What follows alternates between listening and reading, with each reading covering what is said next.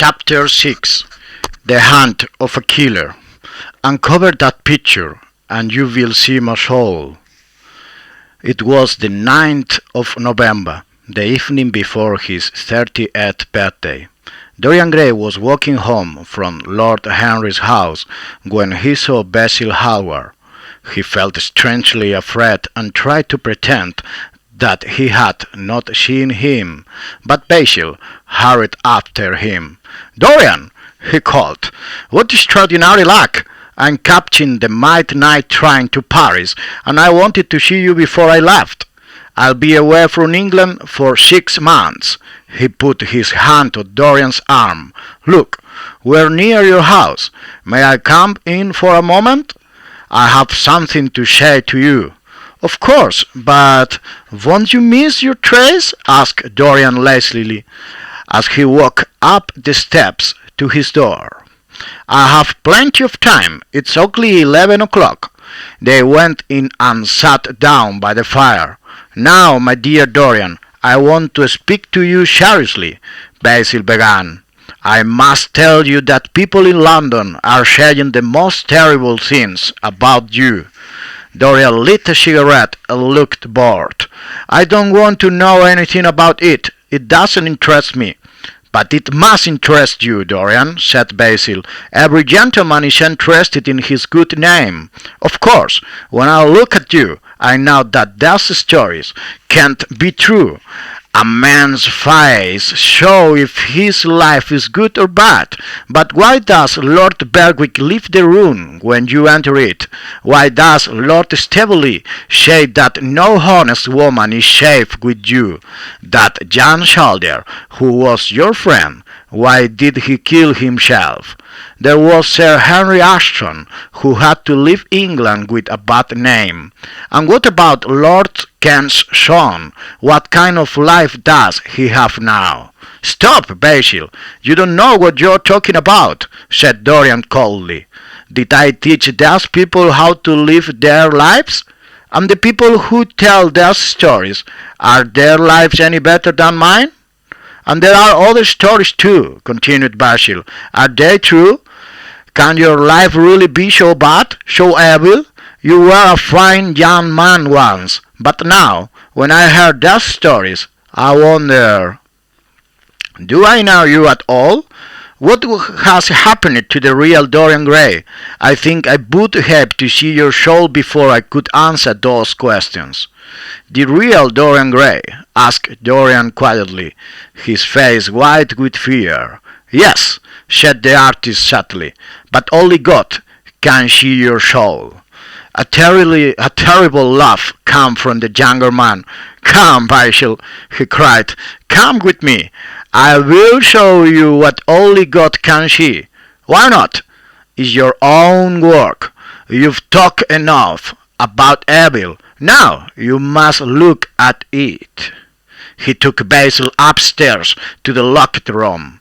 Inside, he turned to the artist with smiling lips and cold, hard eyes. "You're the one man in the world who should know my secret. Are you sure that you want to?" "Yes." "Then, uncover that picture, Basil, and you will see my soul." A cry of horror came from the artist when he saw the terrible face in the portrait. Who could that evil and unlovely face by Dorian Gray's? But yes, it was. He went nearer to the picture. It couldn't be the portrait that he had painted, but yes, there was his name written in the corner. He turned and looked at Dorian Gray with the eyes of a sick man. "What does this mean?" he asked at last. "When you finished the portrait," replied Dorian, "I made a wish." "I remember, yes," said Basil. "You wished that the picture could become old, and that you could stay young. But this?" He stared again at the picture. "This is impossible, and you told me that you'd destroyed the picture." "I was wrong. It has destroyed me." "My God, Dorian," cried the artist, "if this is true, if this is the face of your soul, then you are more evil than the worst of the stories about you. He sat down at the table and put his face in his hands. You must ask God for his help. It's too late, Basil. It's never too late, Dorian. Look at that terrible face. Look at it. Dorian turned and stared at the face in the picture, and suddenly he hated Basil more than he had ever hated anyone in his life. Basil now knew his secret, and had seen the real Dorian Gray. Violent feelings burned inside Dorian. He picked up a knife from the table. Then his hate inside him exploded, and like a wild animal, he ran toward Basil and dug the knife into the artist's neck again and again and again. The murdered man's head fell forwards, and the blood ran slowly across the table and down onto the floor. Dorian stood and listened. He could hear nothing, only the drip of blood onto the floor. He went to the window and looked down into the street. He felt strangely calm. The friend who had painted his portrait had gone out of his life. That was all. He locked the door behind him and went quietly downstairs. His servants were all in bed. He sat down and began to think. No one had seen Basil in Dorian's house tonight. Paris. Yes, Basil had gone to Paris, of course, so it would be 6 months before people asked where he was. 6 months! That was more than enough time. Dorian woke up and down the room. Then he took out a book from his desk and began to search for a name. Alan Campbell. Yes, that was the name that he wanted. The next morning, Dorian wrote 2 letters. He put one of them into his pocket, and he gave the other to his servant. Take this to Mr. Campbell's house at once, he said. While Dorian waited, he picked up a book and tried to read, but after a time the book fell from his hand. Perhaps Alan Campbell was out of England. Perhaps he would refuse to come. He was a very clever scientist, and 5 years ago he and Dorian had been good friends. But now Alan never smiled when he met Dorian. Each minute seemed an hour to Dorian, but at last the door opened. Dorian smiled. "Alan," he said, "thank you for coming. I never wanted to enter your house again, but your letter said that it was a question of life and death," said Alan Campbell. His voice was hard and cold. "Yes, Alan, it is. Please sit down." Across the table the 2 men's eyes met. Dorian was silent for a moment. Then, very quietly, he said, "Alan, in a locked room upstairs, there is a dead body. I want you to destroy it. There must be nothing left. I know you can't do this." "I don't want now your terrible secrets. I refuse to help you," Campbell replied. "But you must, Alan. You are the only person who can help me." Dorian smiled sadly. He took a piece of paper, wrote something on it, and pushed it across the table to Campbell. As Campbell read the piece of paper, his face went white. He looked at Dorian with hate and fear in his eyes. "I'm so sorry for you, Alan," said Dorian gently. "I've already written a letter, and if you don't help me, I'll have to send it. But I think that you will help me." Campbell put his face in his hands and was silent for a long time. Dorian waited. "I'll need some things from my house," Campbell said at last. Dorian sent his servant to fetch the things that Campbell needed, and the 2 men waited silently. When the servant returned, Dorian took the scientist upstairs to the locked room. As they entered, Dorian remembered that the portrait was uncovered. He turned to cover it, then stopped and stared in horror. One of the hands in the picture was red with blood. For Dorian, this was this was more terrible than the dead body in the room. With shaking hands, he quickly covered the picture. "Leave me now," ordered Campbell. 5 hours later, Campbell came back downstairs. "I've done what you asked me to do," he said, "and now, bye-bye. I never want to see you again." When Campbell had left, Dorian went upstairs. There was a terrible smell in the room, but the dead body had gone. Chapter 7. The Sailor. "I will find that man and kill him like a dog." Later the same evening, Dorian Gray was at a party. He smiled and talked, and looked as young and as good-looking as ever, but his head ached, and at dinner he couldn't eat anything. When Lord Henry asked him if he felt unwell, Dorian said that he was tired and would go home early. At home he felt worse. Although the room was warm, his hands soaked with cold. He wanted to forget for a while, to escape from the prison of his real life, and to lose himself in dreams. At midnight, in old dirty clothes, he left the house again and went to the East End of London. There he knew places where he could get opium, dark, evil places where people bought and sold the beautiful, terrible dreams of opium. He had been there many times before. He found the house that he was looking for and went into a long, low room.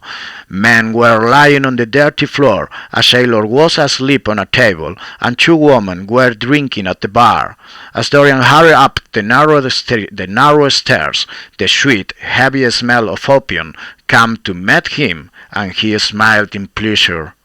But in the room he saw a young man who had once been his friend. He turned away and went downstairs again to drink at the bar.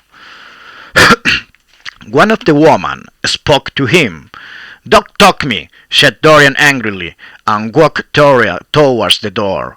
"I remember you. You're Prince Charming, are you?" She shouted after him. The sleeping sailor woke up when he heard these words, and as Dorian left the house, the sailor hurried after him. Dorian walked quickly along the road, but as he reached a corner, hands closed around his neck. A man pulled him backwards and pushed him against a wall. Dorian fought bitterly and pulled the hands away. Then he saw the gun in the man's hand.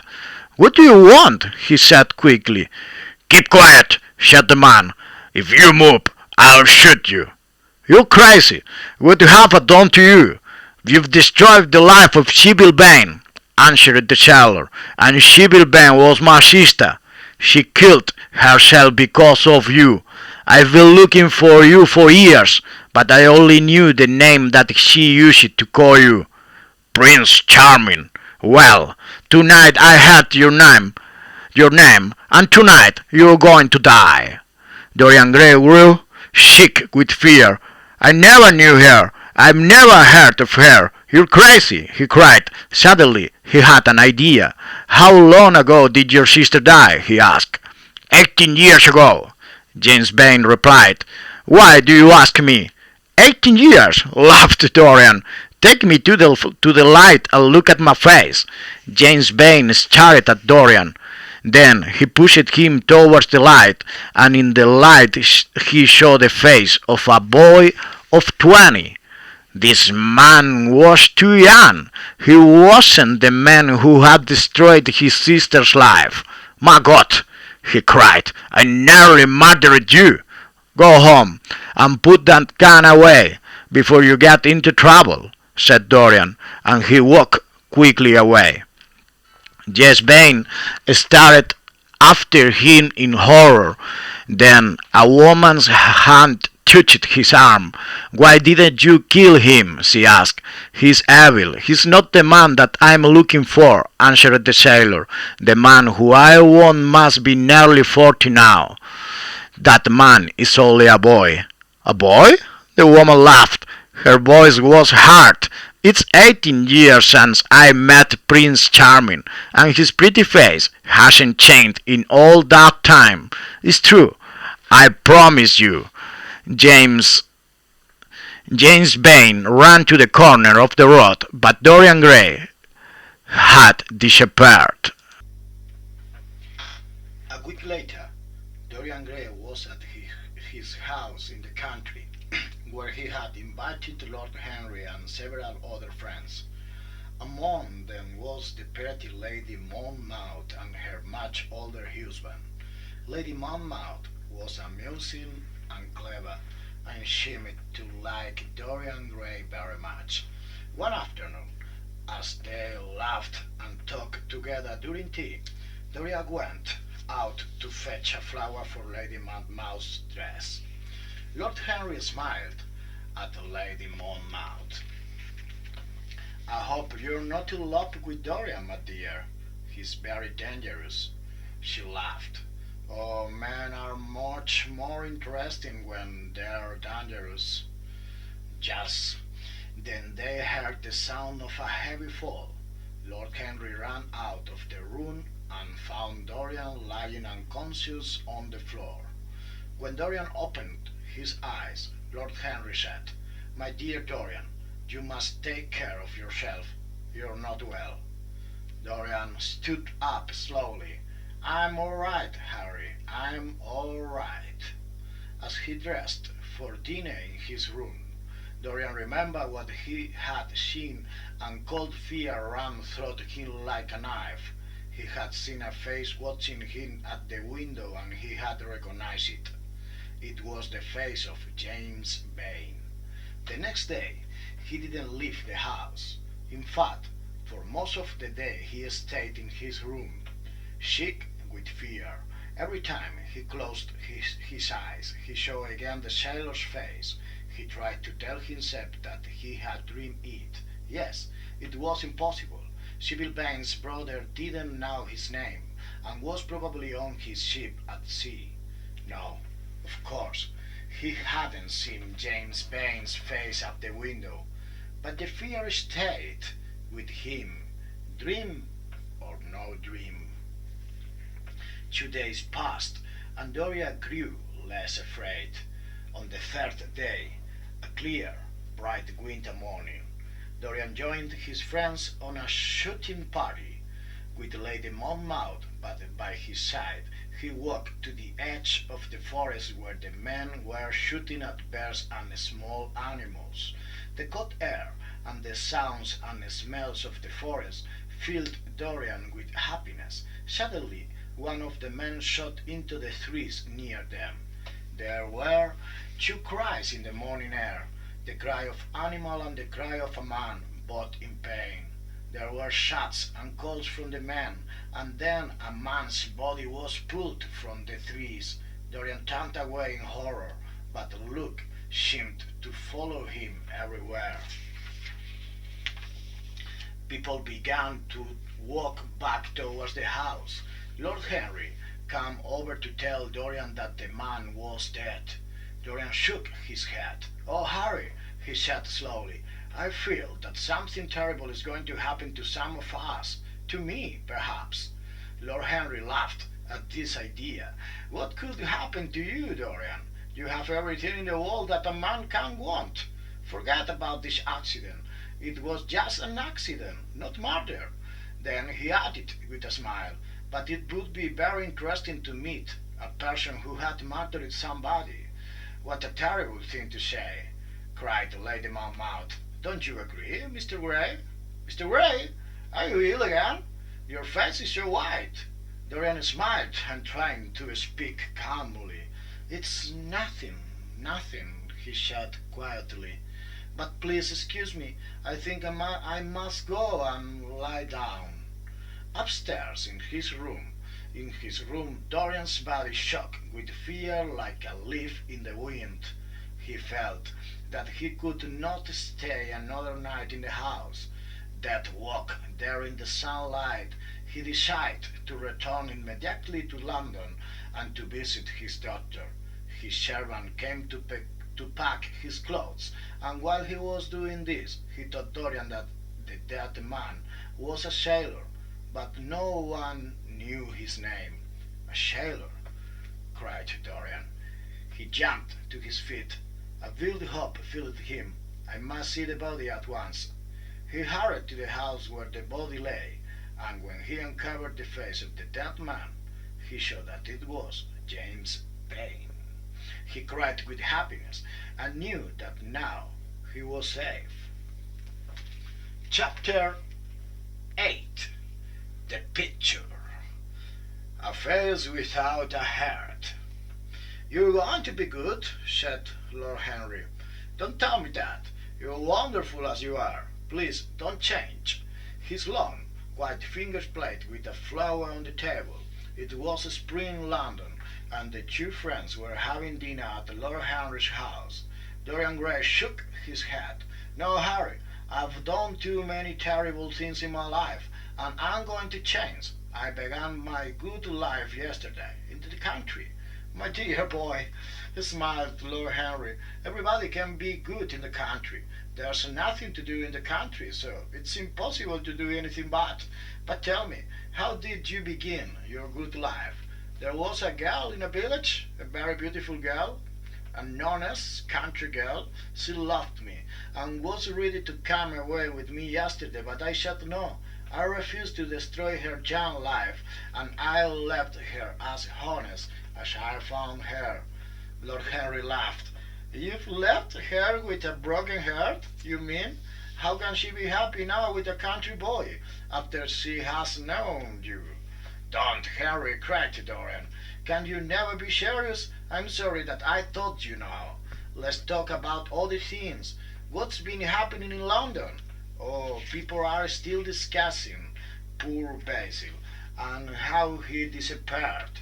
I don't know why, because there are plenty of other things that they can talk about. My wife has run away with another man. Alan Campbell has killed himself." "What do you think has happened to Basil?" asked Dorian slowly. "I've no idea," answered Lord Henry. "The English police report that Basil went to Paris on the midnight train on the 29th of November, but the French police say that he never arrived in Paris at all. If Basil wants to hide himself, I really don't care, and if he's dead, I don't want to think about him. That is the only thing that really frightens me. I hate it. Harry, don't people say that? That Basil was murdered?" said Dorian. "Some of the newspapers say so," replied Lord Henry.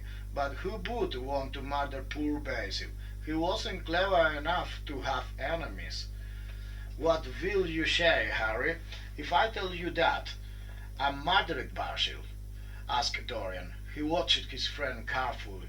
Lord Henry smiled. "No, my dear Dorian, murder wouldn't please you. You like a different kind of pleasure, and you should never do anything that you cannot talk about after dinner."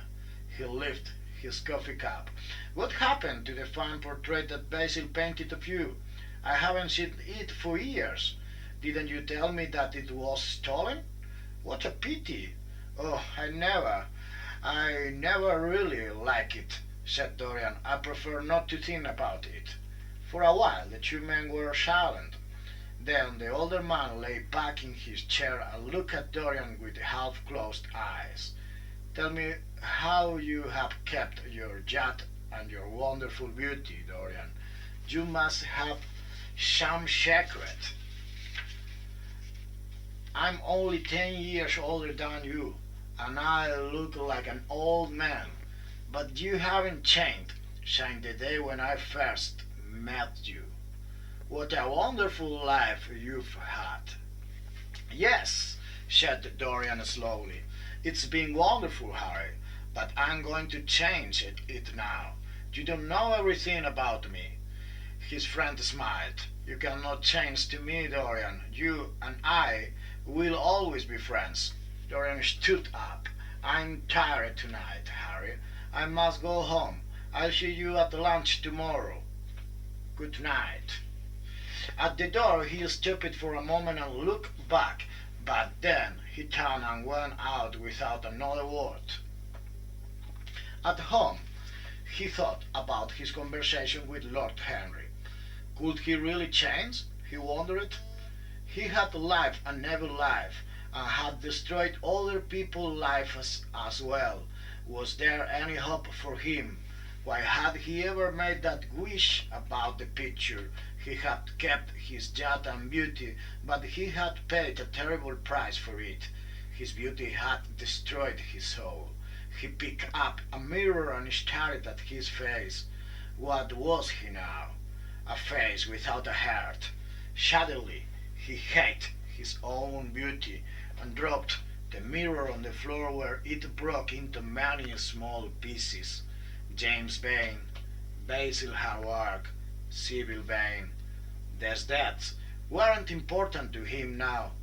It was better not to think of the past. Nothing could change that. He must think of himself.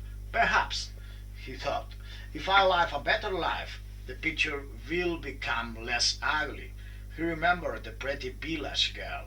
He had not destroyed her young life. He had done one good thing. Perhaps the picture had already begun to look better. He went quietly upstairs to the locked room. Yes, he would live a good life, and he need not be afraid any more of the evil face of his soul. But when he uncovered the picture, he gave a cry of pain. There was no change. The face in the picture was still terrible, more hateful, if possible, than before, and the red on the hands seemed brighter, like new blood. He stared at the picture with hate and fear in his eyes. Years ago he had loved to watch it changing and growing old. Now he couldn't sleep because of it. It had stolen every chance of peace or happiness from him. He must destroy it. He looked around and saw the knife that had killed Basil Hallward. Now it will kill the artist's work, he said to himself. It will kill the past, and when that is dead, I will be free. He picked up the knife and dug it into the picture. There was a terrible cry and a loud crash. The servants woke, and two gentlemen who were passing in the road below stopped and looked up the house. A policeman came by, and they asked him, "Whose house is that?" "Mr. Dorian Gray's, sir," was the answer. The two gentlemen looked at each other, then turned away from the house and walked home. Inside the house the servants talked in low, frightened voices. After some minutes they went up to the room. They knocked, but there was no reply. They called out nothing. They couldn't open the door, so they climbed down from the roof and got in through the window. Against the wall they saw a fine portrait of the young Dorian Gray in all his wonderful youth and beauty. Lying on the floor was a dead man with a knife in his heart. His face was old and ugly and yellow with disease. Only the rings on his fingers told then who he was.